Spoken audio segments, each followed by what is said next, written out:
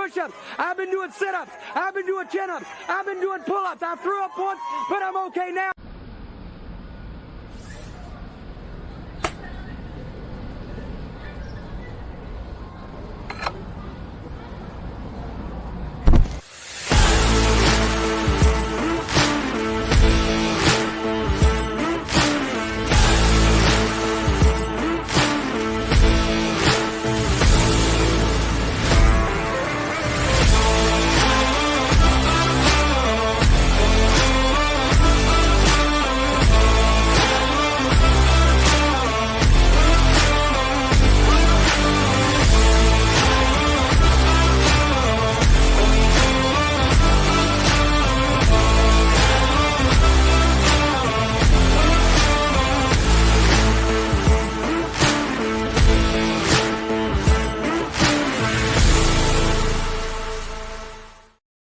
What's up, everybody, and welcome to a Thursday edition of the Ysn Power Hour. DJ Yoakley with you. Appreciate you hanging out for a little bit. The most exciting hour of the day, as we like to say here on the network. A lot to talk about today. We're going to talk about Little League Baseball last night in full swing. We had a couple big wins, a couple tough losses, and certainly setting things up for the next week or so of championship caliber elimination game status for the District 2 tournament. All of those games, by the way, can be seen on ysnlive.com. Starting again tonight at 6 o'clock, we'll have coverage for you. Richie's getting ready to get things started on the 50-70 tournament. Already one game in the books. At 1 o'clock, it was a win by Jefferson, 10-0. And he'll have another one here coming up in about an hour when we wrap things up on the Power Hour.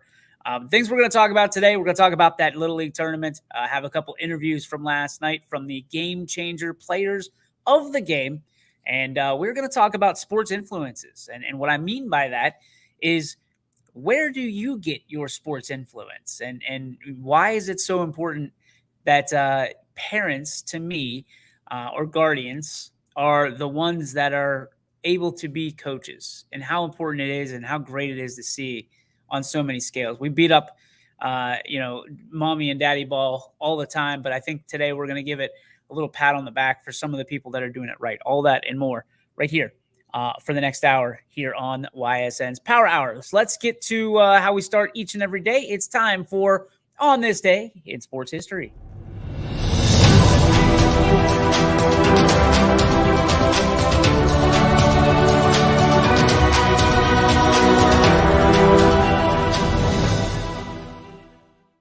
So irony is pretty thick today, because on this day in sports history in 2001, in his first appearance at Daytona since the death of his father, Dale Earnhardt Sr., Dale Earnhardt Jr. wins the Pepsi 400, coming from 7th with 9 laps remaining to beat teammate Michael Waltrip. I remember this vividly. Not a huge NASCAR fan. I know enough to enjoy it. But I remember this and how emotional it was. And you think about emotional victories after the loss of loved ones. This is one of the biggest ones. The other ones I can remember, Brett Favre, after he lost his father. You're just going out and slinging the rock and having an unbelievable game. There's a lot of them. I mean, you look at all the influences, and that's one of the reasons I want to talk about sports influence. Where did you get your influence and love for sports? Was it your mom, your dad? Was it your brothers, your sisters? Was it an aunt, an uncle? Where did it come from, and how important was it to you? And how important are they to you? Whether they're still here with us or whether they have, gone by the wayside, for lack of better terms.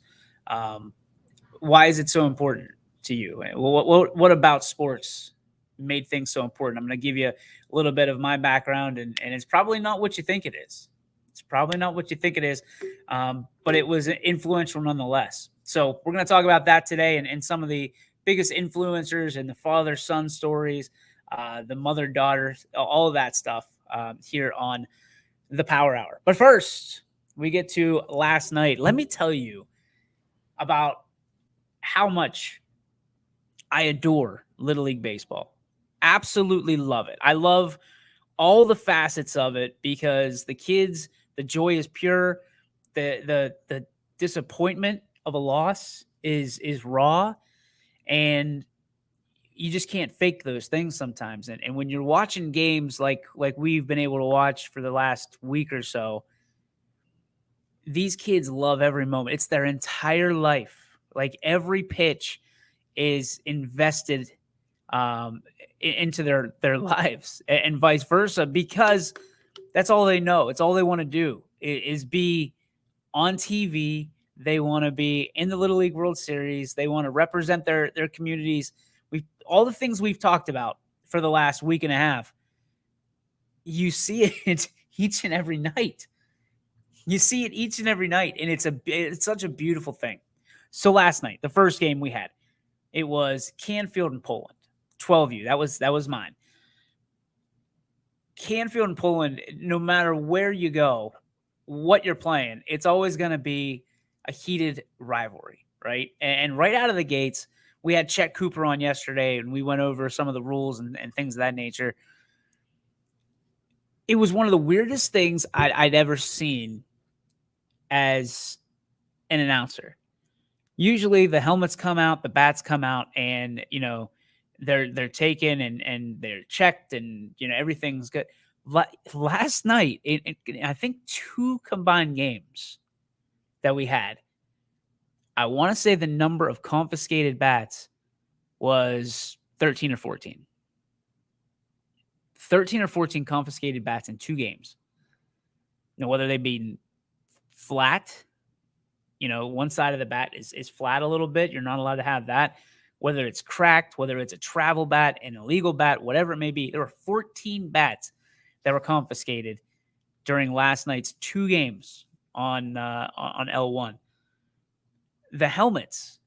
So Poland had helmets, and they had, they have the Bulldog or the P for Poland.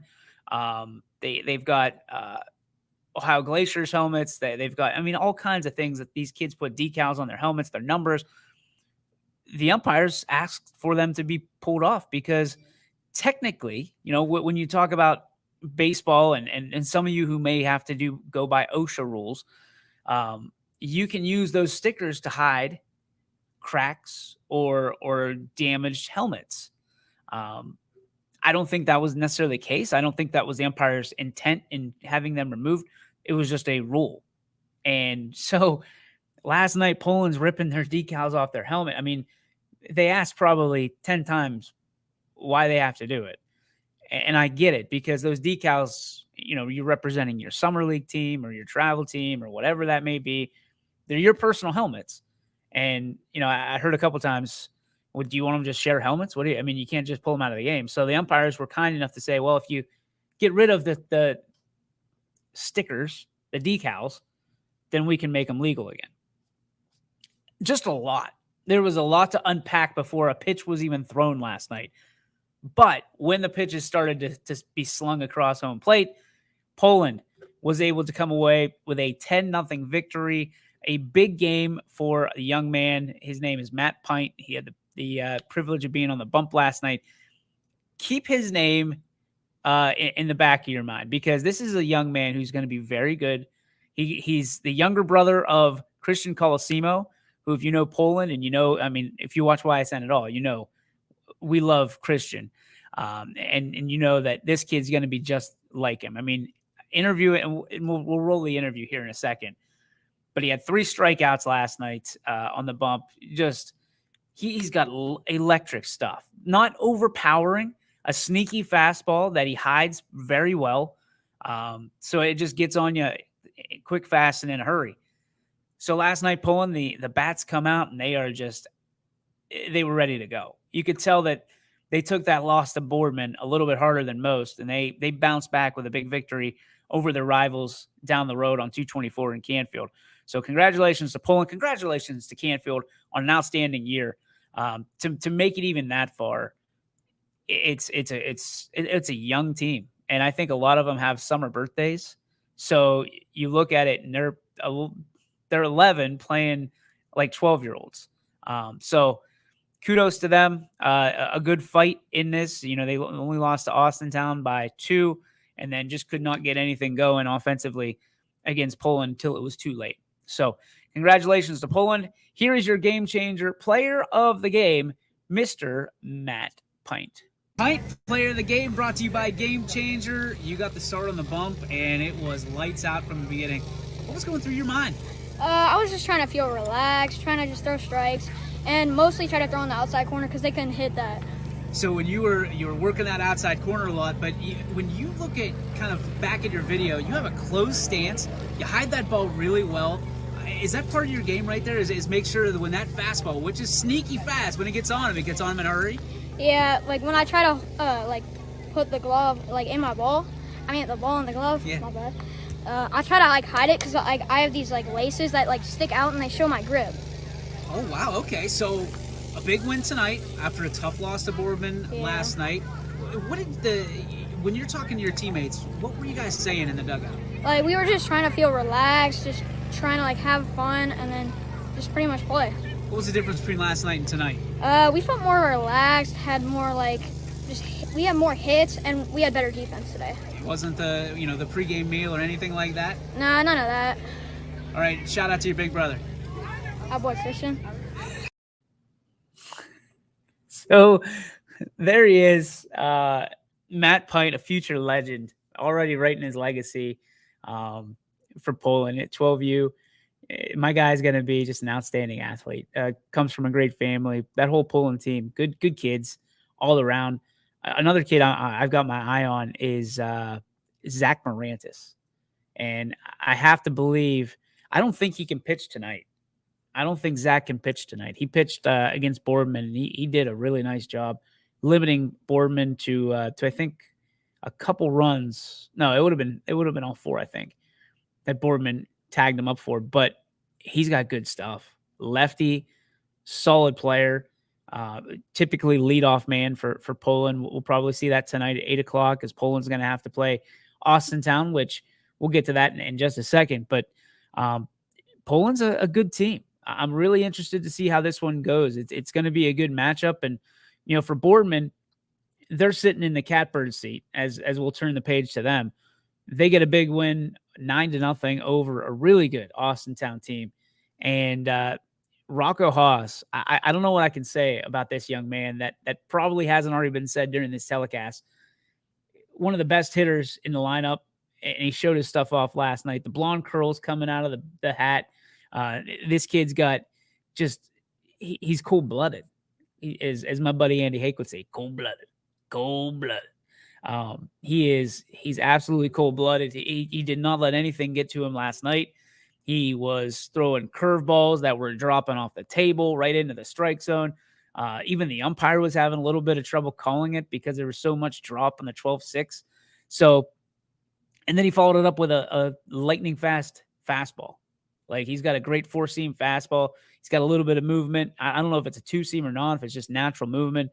But a strong righty that Boardman is going to be salivating over. And you look at guys like Joe Gabriel at the varsity level, he's got to be just excited to see what toys he has in the toy chest for the next few years.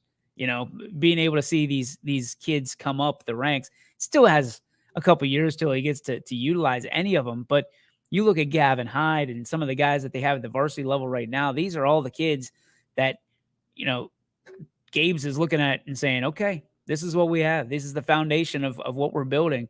And we're just going to reload year after year after year. Boardman continues to kind of rebuild that entire program. And it's these coaches, these unbelievable coaches, these fathers, these uncles that are volunteering their time. They're making sure that everybody understands the game of baseball from a fundamental standpoint. And then allowing these kids to make some plays, to showcase their talent. They're not robots. Let them have fun. And Jim Ramuno has done an outstanding job, especially last night. That was a game that probably most people had it as a 1-0, 2-0 game, maybe, one way or the other.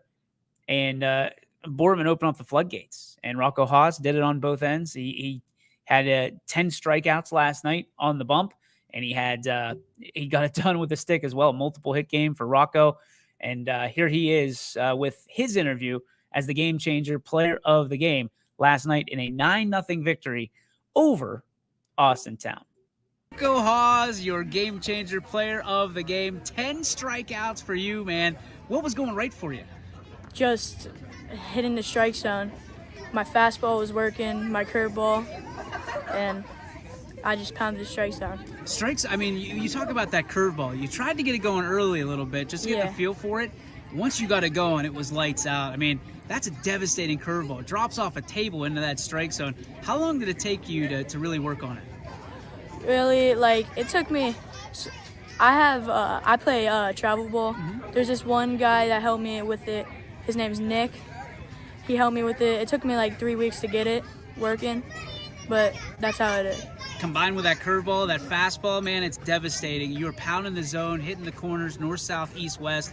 What was the game plan for you going into tonight? Just win. Get to the championship. Get to the championship. Yep. You guys are there. How really talented can this team be, and how far can you guys go? We can make it. We can make it to the state championship. We have so much talent. If we work together as a team, we will win the state championship. All right, so a little secret. Inside source tells me you did a sheets run last night after the game. Another sheets run tonight? Yep. My guy. Congratulations, young man. Thank you. And that's the funny part about all of it is, you get these little intricacies during the week. I just happened to go to sheets after because it's a late night. It's 10:30 by the time you pull out of Fields of Dreams, and on my way home you get to sheets, and that's like the only thing open. So I pulled into sheets, and there was people there.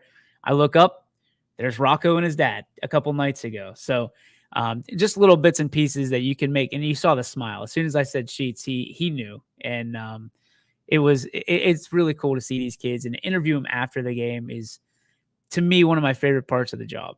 To talk to these kids, and Rocco and Matt did such a phenomenal job in playing it cool. Some of these kids, it's the first time they've ever been interviewed. They get a little bit nervous, which I get it. I think we all get it. Some coaches that we interview still get nervous when we interview them because you just never know what's going to be asked. And some people don't like interviews in the first place. They don't like to talk to the media necessarily, but they want to highlight their program and push it out there. So we're very, very thankful for that and grateful. But these kids, 12 years old, are ready to go. And I think that speaks to who they are. I think it speaks to, this generation of kids and student athletes coming up that they're used to being with having a camera in front of their face. They're used to being, the hams, so to speak, of the group. There used to be kids it was just one or two per class that could speak in front of a camera or speak in public. I'm not having a good day speaking in public. I'll tell you that. It's been a rough week. Not a whole lot of sleep going on right now at the Yoakley house from that standpoint. I get home late, and the baby's the baby has not been sleeping real well either. So mama's not sleeping real well either. So everybody, Z-Man's good. He sleeps through anything. But it's been a great week. It really has. One of my favorite weeks of the year. We're having conversations about following some of these teams that make it past districts, going into states. If you would like to, we're not crazy about asking this, but I know people love this coverage. If you'd like to become a sponsor and let us and allow us to go a little bit of the extra mile towards these, I know Ashtabula is where Boardman and Austintown are, and whoever makes it out of the District 2 tournament here for the 12Us goes to Elyria, which is about 6 minutes away from Cleveland. So if there's anybody that's out there wants to sponsor something like that, have basically sole sponsorship of that particular trip and that particular coverage set, send us an email, ysn or dj.yoakley@ysnlive.com, or if it's easier, just send us a message on Facebook or Twitter or Instagram, and we can take care of that. We're looking to make sure these kids get the coverage they deserve. We're not sure what coverage they'll get at the next level, to be quite honest with you, until they get to Williamsport. We're not sure what coverage they get, but we're going to try to do our best. So if that's something that's speaking to your heart or to your mind, let us know, and we'll make sure we take care of it. Yeah, I love this time of year. You're squeezing the last bit of juice out of the baseball season. We know the Scrappers have a while to go. I think they're about halfway through their season right now. It's been a roller coaster year for them. We're wrapping up the Class B season, going into the NABFs. And I know there's a lot of people watching that. What an exciting year it's been for Class B and the whole crew: Scott Rourke, Steve Leslie, Bob Beam, Kate Kelly. I mean, everybody is working. The candle is burning at both ends. Let's put it that way. And I got to give a credit to my guy, Anthony Hartwig. Unbelievable job and he is a one-man wrecking crew right now with the content, making sure these kids get publicized. Brendan Miller with the graphics every night, making sure everybody's well aware of who won every game, and Anthony publishes them, and Richie Giuliano's doing everything he can under the sun to make sure that the exposure is a wide open lens right now. We're trying to make sure everybody in the YSN family gets as much exposure as humanly possible. And that's what we do. That's why we're here. We're here to entertain, we're here to inform, and we're here to give these kids some much deserved and much needed love that they don't get unless you're in a championship game. I don't know. Take that for what it is. So we're going to take an early break, because when we come back, we're going to discuss a lot about sports influence. A lot about sports influence. Where did you get yours? Where I got mine? Why it's so important? How sports, to me, is so useful for the rest of life, and more than just competition. It's a lot of different things. We're going to talk about that when we come back on the YSN Power Hour, brought to you by these great sponsors. Why choose local? Because you live here, work here, learn here, relax here, and celebrate here. 21 WFMJ is our family's only locally owned TV station, and our focus is local. Other TV stations don't have that same focus, as their owners are somewhere else. But 21 WFMJ is rooted in the Valley. Local people making decisions that affect your life, right here where you live.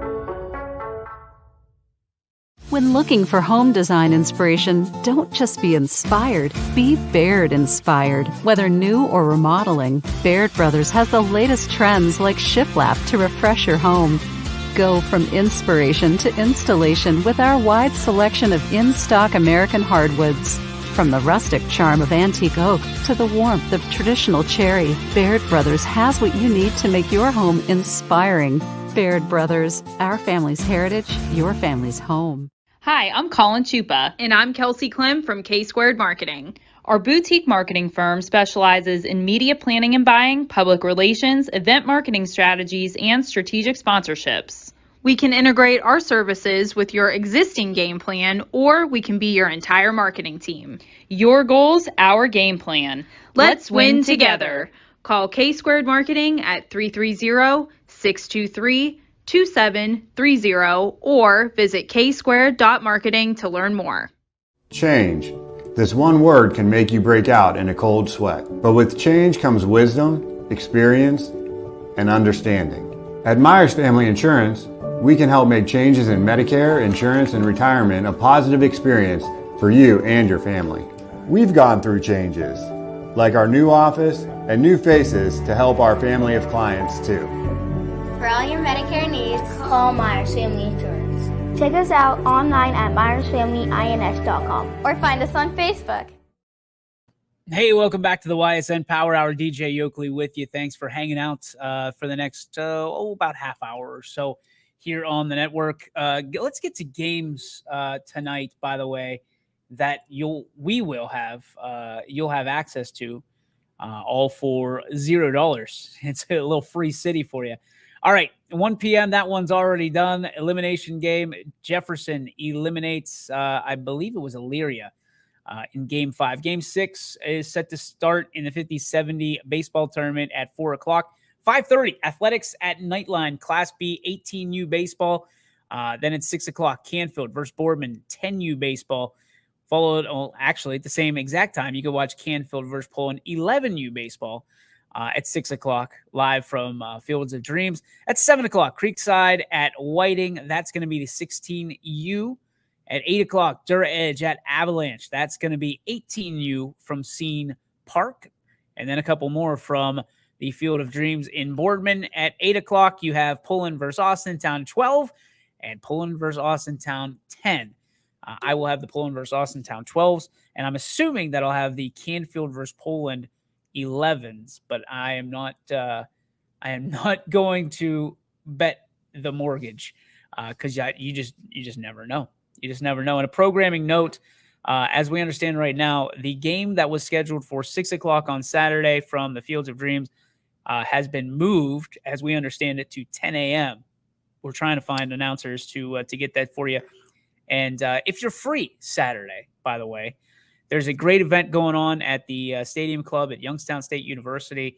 It's called Show Me the Father. It's sponsored by FCA, Steel Valley, also by Valley Christian High School, and by us here at YSN. So if you have a chance, stop on out, enjoy it. A great story about fatherhood, and it's kind of our tie-in to today's message a little bit. The scripture, as people have been calling it, I guess. So in looking at this program that I'm very fortunate to be emceeing on Saturday, it's about a young man who doesn't know his father, and he runs into a coach a little bit later on in his athletic career that kind of takes him under his wing, and spoiler alert, it ends up being his father. Really cool. Like that is the extreme shortcut version of it. The movie is called Show Me the Father. It's very Christian oriented, which I love. It's very based in the word, and it's an amazing story. Like, Disney couldn't come up with a better script for this. And it got me thinking a lot about, some of these kids and when we were kids, right? What got us into and influenced us into being in sports, and why it was so important for us at that particular time. So I come from a family where my mom was a skier, right? And a water skier. She did, winter skiing, the snow skiing, stuff like that. And my dad didn't have a lick of athletic ability in his body. God rest his soul. And the way that I got into sports was my parents actually said that I had to do sports just to try it out, thinking there's probably no way that this kid ever enjoys this enough to, excel in it. Maybe they were hoping I would just make some friends or do something. So I ended up, the first sport I played baseball. I loved baseball. My parents were big into allowing me to throw the baseball in the backyard with my uncle. And I fell in love with baseball very quickly. It was fun for me. Who doesn't like whacking things with a stick, right? So baseball was very, very, it was it for me. Like, it was my whole world. So let's fast forward a little bit. Why sports is so important. I fell in love with baseball. My friends, I gathered, we all played sports. That was the one thing that we had in common more than anything, is we always were playing sports. So it was just a way of life for me. It had nothing to do necessarily with my mom or my dad, other than the fact that I loved seeing them in the stands, and I loved, being that kid going to get ice cream after the game, win, lose, or draw. But it was one of those things where sports was influential to me, because I felt like the harder you worked in sports, the better off you'd be. And the better off you were, the more accolades came your way. It was my first real taste of working your tail off for something you're passionate about, and seeing your dreams come to fruition. So we look at these stories, the Dale Jr. story we shared at the top of the show, where the first race he comes back after his father dies in a hellacious car crash, an accident. Dale Jr. wins. And whether that's scripted like WWE or if it's the real deal, that's still, the jury's still out. But to me, sports always writes the best scripts. It always has the comeback stories, the Hail Marys, the last second buzzer beaters, whatever it may be. Things that, again, like I said, Disney couldn't even script out. Sports brings everything to the forefront. And it's a huge way of life for so many of us. And for a lot of us, our parents, in one way or another, are the reason that we get involved in sports. And what I love seeing, we talked about Little League in the top of the show. What I love seeing are these parents. These parents that are not only getting involved on the coaching side of it, but parents that are getting involved on the umpiring, the officiating side of it when called upon is just as important. And we have talked about this a lot. There's an officiating shortage amongst us right now. And what are we going to do when nobody's there to call the games? When nobody's raising their hands, whether they're paid or unpaid, to call these games, what are we going to do? At that point, it's too late, right? And we're getting there. But the thing that I absolutely love, you look around that baseball field and there's dads that are just passionate about spending time with their kids, with their sons, with their daughters. You look at the softball, moms that are passionate about spending times with their daughters and something they love, something they either played or learned, so that way they can have conversations around the dinner table, in the car, on the way to practice, on the way back from practice. Sports to me will always be a conduit to a family. And don't get me wrong, it's not the only conduit, but to me, it's a major conduit because it's one of the only things left anymore that there's interest from both sides. You speak to parents my age or a little bit older, these kids are all into video games. They're all into gaming. They're all into, TikToks and Wick walks and whatever. I mean, like, there's so many things out there right now that parents have no clue about. Sports, we understand. Sports is something that brings families together. And trust me, there's some tough conversations when a dad is coaching a son or a daughter, or a mom is coaching a son or a daughter. There's some tough conversations because I believe in my heart of hearts, and I still don't know why, because I always said that I would never do this, but I found myself doing it the last 2 years. Every parent that coaches says that they will never be harder on their kid than the other kids. They say they're going to do, and then it turns out they're always harder on their kid than every other kid. The expectations, the things that you can say and get away with because you're the one that has to answer for them. Now, whether you have to answer to your significant other, that is a different story. But there's so many stories that you hear nowadays. And I know I was never fortunate enough to have my parents be a coach for me. That doesn't mean that they failed me.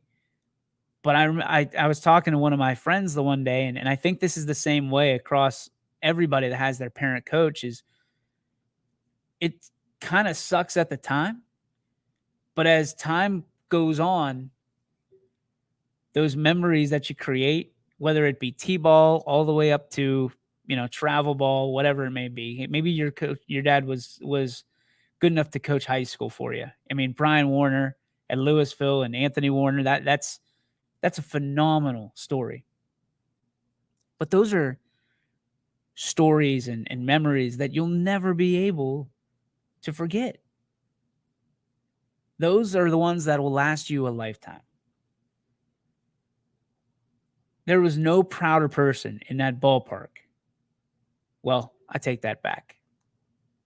There were two really proud people in that ballpark during our All-Star game.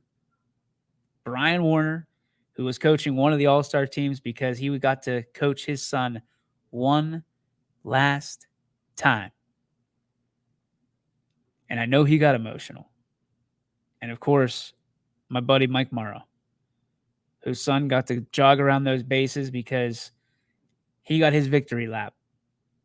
And we've already talked about that, but that's a different kind of proud. The point for me today is sports is set out not to divide us, right? Cheering for different sides, it's what you're supposed to do.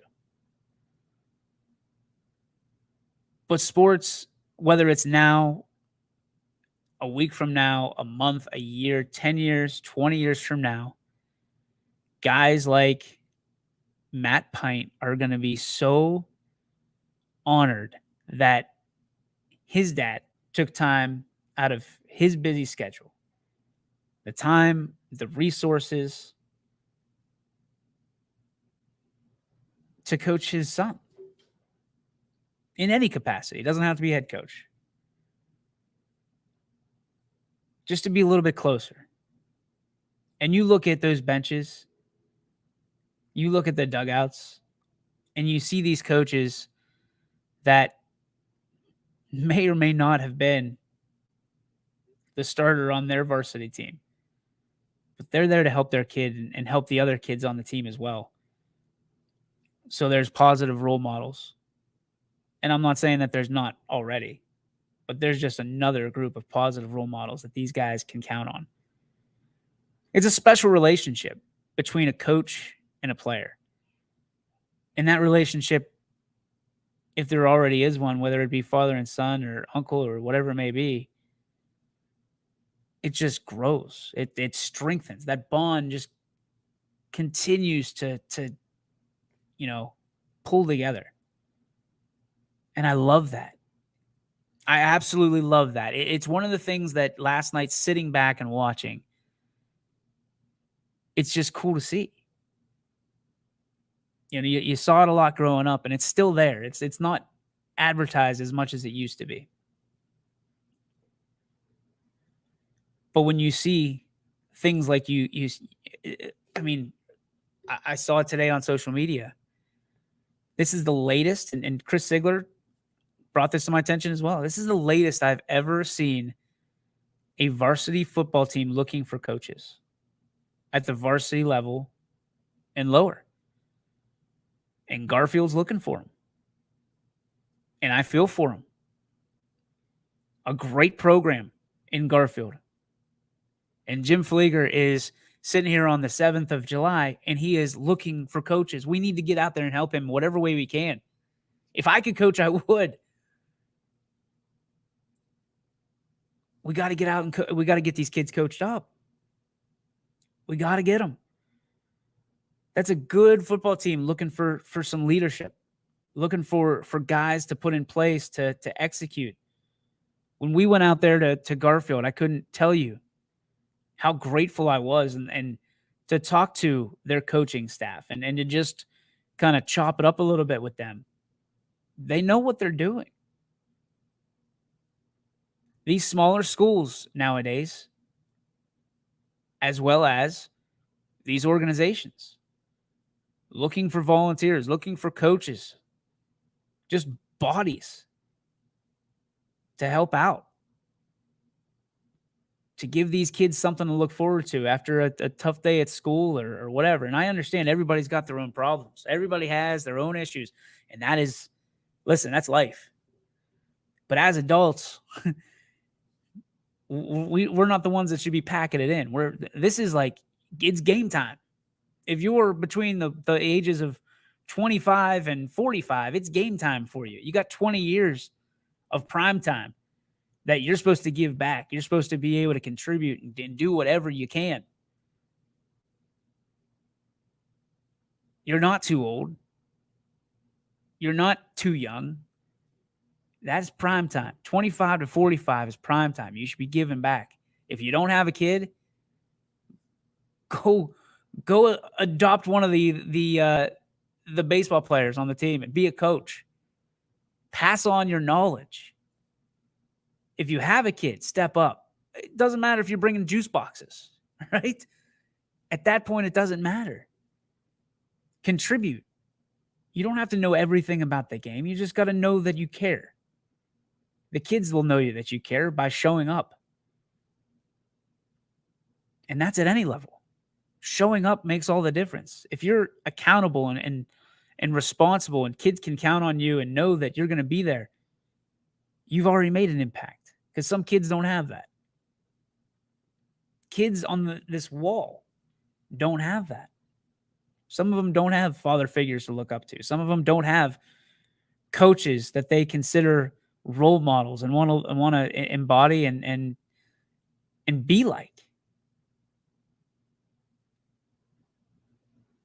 I know I shared the story in the show, but I like my coach from high school, my senior year, Troy Burdine, one of the greatest coaches of my life, knew the game, in the Columbiana Hall of Fame, and just took extra time because I was a kid that wanted to just take in everything. I wanted to learn as much as I could about baseball, how to play it, the strategy, how to coach it, all of it. You take all of that into account. There's kids like that everywhere. I'm not special. I'm not. There's kids like that out there everywhere at every single level, and they're looking for more and more and more and more. And to be honest with you, you can change their life by giving them just information. Even if you just go and, you have the ability as an adult to watch whatever you want, to go study, to go do some things, and time management skills that you should have. Go learn some things and pass it on. Even if you read it in a coaching book, pass on that nugget of knowledge to a young man or young lady who is looking to have it. Coaches are so important, and it's doubly as important whenever you're a parent. I love it. I absolutely adore whenever I see parents stepping up into these positions. And as everybody knows, there's times where you step back, right? You go until you don't know anymore. You feel good, right? It's like pushing your son or daughter on the bike without training wheels. You've got a good feeling when they can be upright by themselves. And the coolest part is when you see them doing and saying and being who you wanted them to be and who you set out for them to be. I'm a firm believer. I can't wait for it, but I have to believe there's no prouder moment. I know as a parent, we always talk about, and this isn't a parenting class, by the way, it's a sports show still, but we always talk about, when you say things that your parents would say and you stop and it kind of hits you like a bolt of lightning. Coaching's like that too. Coaching is like that too. And you'll find yourself saying and acting in the same way that your coaches did on your way up. And it's not always a bad thing. It's not always a bad thing. As long as your intentions are pure and they're true, it's not a bad thing. It's okay to be disappointed. You want every kid on your team to get a hit or to sink a bucket or to score a touchdown or whatever that may be. You have your goals. But when you have those goals, to me, one of those goals has to be learning to lose. Learning to lose is very important because you want your kids to learn that's not what they want to do. You can learn a lot from a loss. Like how not to do it again. That's the number one thing that you can learn from a loss, right? You don't set out to lose a game, a match, whatever it may be. But if you do, you better have some takeaways.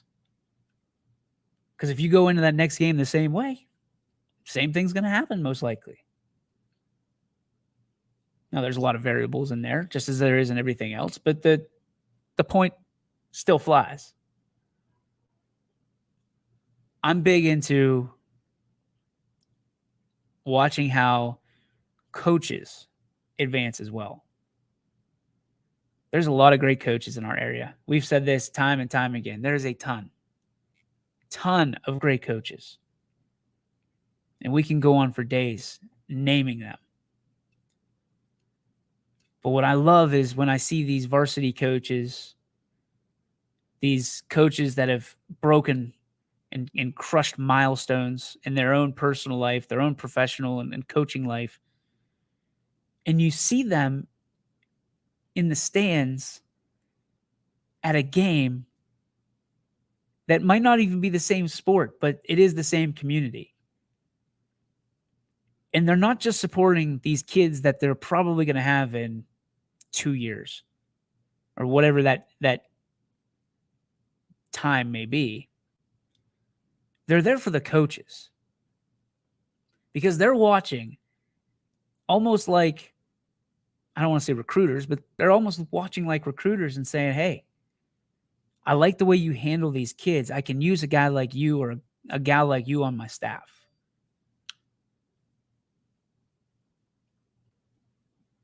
Parents that are coaches need to understand that just because you're ready to hand the baton off doesn't mean that a coach isn't going to ask you to get back in line and to grab that baton one more time. Most likely not going to be a head coaching job, and that's okay. You don't have to be the head coach. There's a lot that goes with that. Every head coach will tell you. But it's never a bad idea to have a familiar face on the sidelines, in the dugout.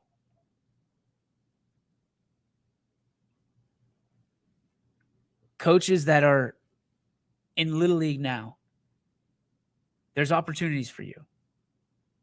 Enjoy your time. Enjoy these kids. Development is the number one trait. We say it a time and time again. But what you're developing them for is more than just developing them for the next level of baseball or football or soccer or golf or whatever it may be, basketball. You're developing them for the tools that they need for life: competition, leadership, responsibility, accountability, being part of a team. To me, that's number one. The team atmosphere has gone by the wayside. So many people don't know how to be part of a team anymore because they're not necessarily counting on anybody else anymore. The travel ball, you're going and making friends everywhere, but it's your game you're worried about, not necessarily anybody else's. And again, not bashing travel ball, but it used to be that you had a group of people that kind of went together. You play in your high school, you play in your summer, then you go to play football, you go to play soccer, you go to play basketball, you go to play, do wrestling, then you're back at baseball or you're back at softball. These groups just kind of went together. Nobody fell off the boat. Everybody, it was arms locked together. We're rolling together, They'd go do things together. There wasn't this thing to take everybody's eye off the ball. There wasn't a travel ball team at every corner trying to poach kids. And, if one kid's dad or mom, whatever it may be, didn't play or have the time of their life or the amount of money that they dumped into it, you couldn't start another travel ball team. Now that's the case at every turn. I mean, like literally you can go outside and get hit by 6 flyers for travel teams. And that's okay for people that want to do it. But loyalty is, and we've said this before as well, loyalty is non-existent anymore. Few and far between. Few and far between. Loyalty is not something that resonates. It doesn't move the needle for people anymore. Because guys like me and guys like Quinn and guys like the ones you see on the mothership, those are the guys that are counting championships And you're only as good as many championships as you have. Take LeBron James, for instance. Dude's the best, one of the best, if not the best basketball player to ever pick up a basketball. And there's guys like me that say, nope, because you don't have 6 championships. I think he's been to more finals than I have digits on my entire body. But there's guys like me that say it's all about winning. It doesn't matter if you don't win. So that's why you're going to see people hop the teams. And that's why you're going to see super teams, because that's the only way we can legitimize things. That's not the case. It really isn't. Makes for a good argument, but it's not the way things should go.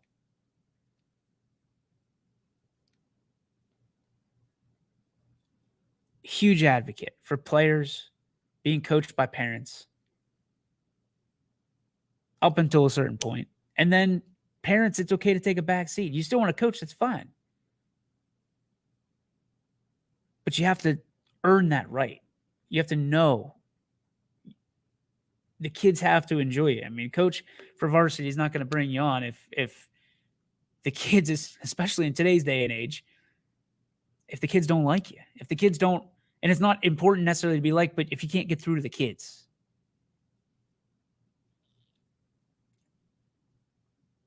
If it's like talking to a wall, if you don't get anything from the kids, if you don't get any emotion or change or impact, there's no use for you to keep going. But a lot of the coaches out there that are going to listen to this, that are going to hear this and are going to, it's going to get something going inside of you. You're going to understand what I'm talking about.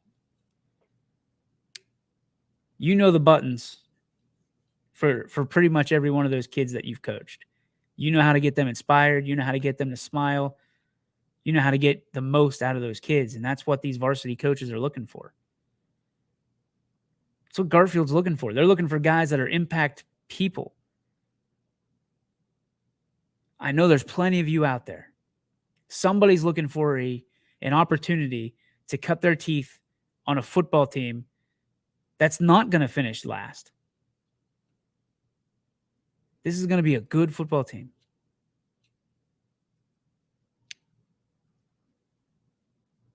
Somebody and a few people need to go and step up for Garfield. I'm again, huge advocate.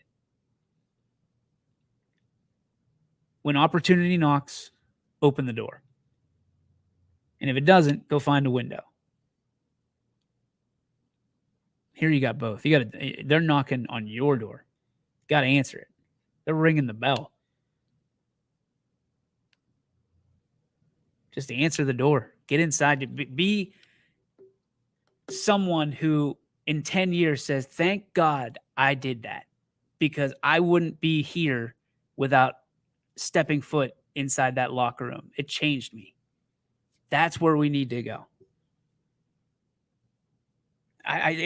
Little League, Pony League, varsity, junior varsity, freshman, whatever it may be, we need more people to create impact for these kids.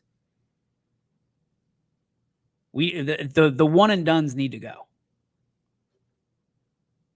The one and dones need to go. It does nothing for anybody.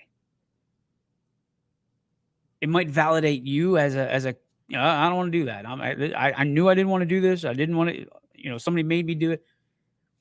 One and dones don't do anything, because then you got to come in and erase all the work that you did. Somebody else does that. So if it speaks to you to go out and answer Jim Flieger's, advertisement for coaches for their football team, I know they're looking for their middle school team as well. Contact them. And if you don't know them, contact us. We'll get you hooked up.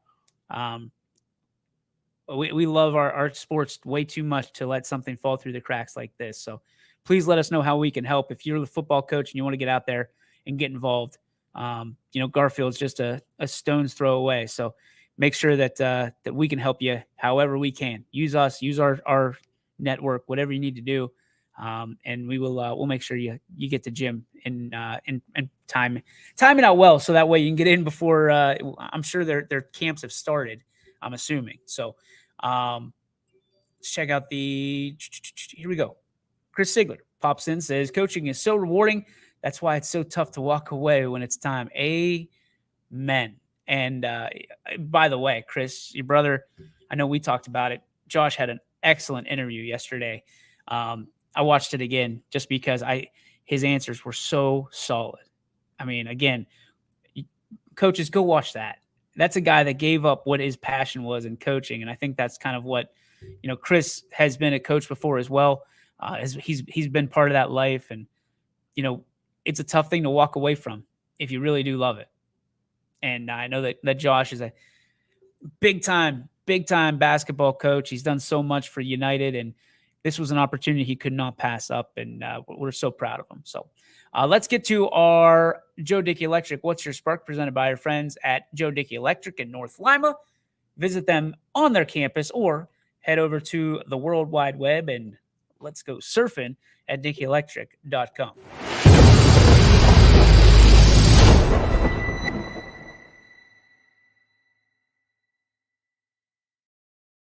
All right, so we talked today about I love how whenever I turn that little thing on, we get like triple the numbers of people coming in. Unbelievable. You time it so well. Like they go, 3:55. It's time for the spark. So as much as we talked about coaches today and all that stuff, I'm going to flip the script. There was and there's been, and there's not just one person. Everybody knows somebody that does this on a constant basis. You go to a game, whether it be high school, an organizational game, a professional game, a T-ball, all the way up. No matter where you go, there's always that one guy or gal, mostly guys, let's be honest, that's got something to say about every single thing that's going on in the field. And then sometimes they get a little bit of liquid courage or otherwise courage, and they decide that they're going to get a little closer to the coaches, a little closer to the umpires, a little closer to the officials, and they're going to start popping off to where the officials, trust me, can hear you, as can the coaches. And if you catch a coach at the wrong time or you catch an official at the wrong time, you're either going to get ejected or you are going to get embarrassed. Stop. Please stop being that person. Or if you see that person, beg them to stop. It is embarrassing to see some of the people like me. I'm embarrassed for these people because they don't know what they're talking about, number one. Number two, they don't need to be there. A lot of these people aren't parents. Maybe some of them are. A lot of them are extended relatives that think that they know more and have forgotten more of that particular sport or the rules than we'll ever know, which is not the case. Because a lot of times it's like their first game that they've been to all year. Well, that's not how we do it where I'm from. Go back. Like, why are you here? I'm all for people cheering on kids. I'm all for, like, bring your families. But if you got that guy in your family, keep him the hell home. Nobody likes that guy. And you might think it's funny for like a couple minutes, but then you're just kind of feeding into the fire. You're feeding the beast a little bit. Keep that guy home. It's embarrassing. It's more embarrassing when we have to stop a broadcast because the guy's being too loud and obnoxious. And I'm in the press box. Don't be that guy. Nobody likes that guy. And if you are that guy, nobody likes you. So go to Giant Eagle or go to Home Depot. I guess you can't buy it at Home Depot. Go to Walmart. Get yourself some humble pie. Take a big scoop of it. And then go back to the game. But like, we're not there to hear your stupid jokes or your one-liners. We're there to watch the kids. We're there for the kids. We're there for whether they're a brother, sister, uncle, or, nephew, whatever. We're there for them. We're not there to hear your, Dane Cook's greatest hits. End of spark. That's going to do it for our show. Thanks for tuning in.